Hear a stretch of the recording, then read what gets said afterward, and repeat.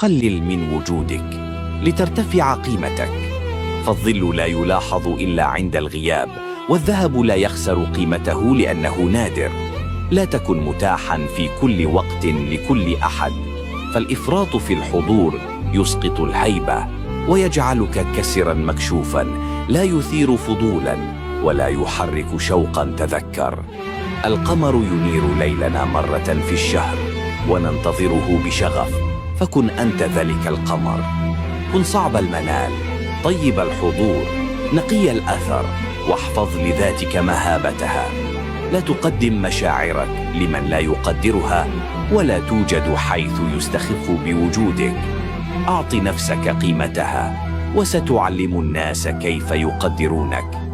في زمن يبيع الناس أنفسهم لكسب القبول، كن أنت من يحتفظ بكرامته، فكلما سكت عن نفسك تكلم قدرك عنك، وكلما غبت تعلم الآخرون قيمتك.